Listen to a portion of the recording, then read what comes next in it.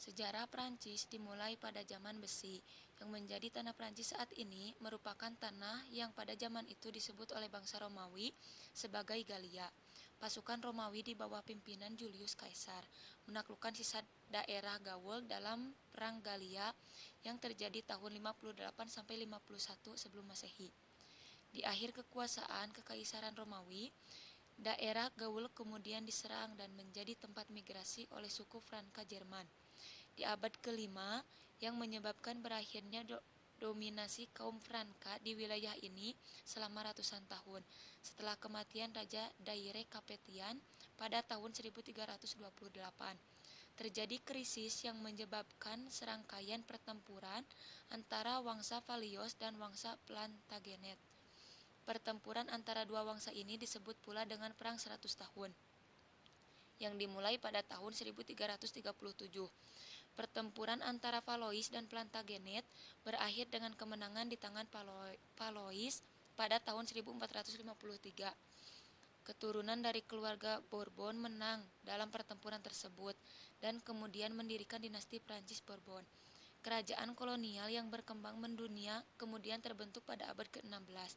Kekuatan politik Prancis mencapai puncaknya di bawah pemerintahan Louis dari Prancis yang membangun Istana Versailles.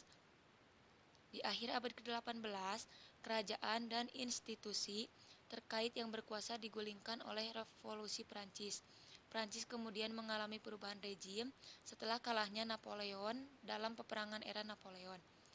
Diperintah dalam bentuk kekaisaran yang diikuti dengan Republika Kedua Prancis dan terakhir Republik Ketiga Prancis pada tahun 1870. Prancis termasuk dalam salah satu negara yang tergabung dalam blok sekutu pada Perang Dunia II, tetapi ditaklukkan oleh Nazi Jerman pada tahun 1940. Setelah Prancis terbebas dari pendudukan Jerman, pada musim panas 1944, Republik Keempat Prancis berdiri, perlahan-lahan bangkit secara ekonomi dan mengalami peningkatan jumlah kelahiran setelah sebelumnya memiliki tingkat kelahiran yang sangat rendah. Geografi Prancis. Letak geografi negara Prancis di Eropa Barat yang berbatasan dengan Teluk Biscay dan Selat Channel, di antara wilayah negara Belgia dan Spanyol, serta di sebelah selatan Inggris Raya. Kemudian berbatasan dengan Laut Mediterania, Italia, dan Spanyol. Prancis metropolitan menempati wilayah seluas 547.030 km persegi, wilayah negara terluas di antara semua anggota Uni Eropa dan sedikit lebih besar dari Spanyol. Kita bisa melakukan perjalanan dari Indonesia menuju Prancis melalui jalur udara. Logo pariwisata Prancis. Budaya dan bahasa di Prancis. Budaya Prancis terbentuk oleh geografi, sejarah, dan pengaruh dari kelompok dalam dan luar negeri. Prancis, terutama Paris, telah memainkan peran penting sebagai pusat kebudayaan dan seni sejak abad ke-17. Dari akhir abad ke-19, Prancis juga telah memainkan peran penting dalam seni modern, film, fashion, dan makanan. Pentingnya budaya Prancis bergantung pada kepentingan ekonomi, politik, dan militer Prancis.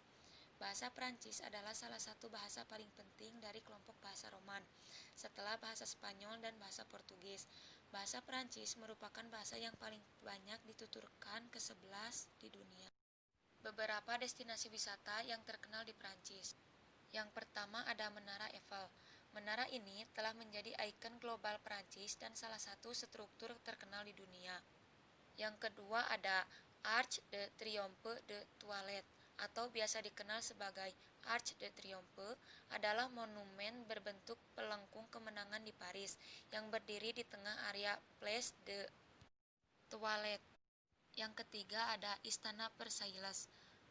Istana bergaya Baraku style ini merupakan salah satu istana terluas dan terindah di dunia dan menjadi model banyak istana lain di Eropa, seperti Hampton Court Palace di Inggris dan Palace of Caserta di Italia.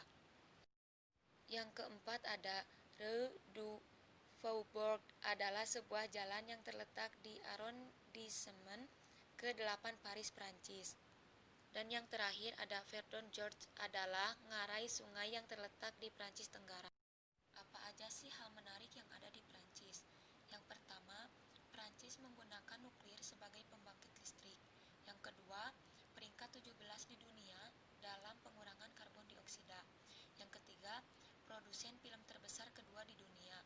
Yang keempat, terbesar kelima di dunia untuk perekonomiannya. Yang kelima, produsen wine terbesar di dunia.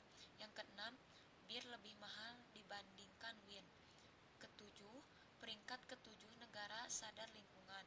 Yang kedelapan, puluhan tanaman nasional dan 49 taman alam. Yang kesembilan, bahasa terpopuler kedua di dunia. Kesepuluh, bahasa Perancis adalah bahasa utama.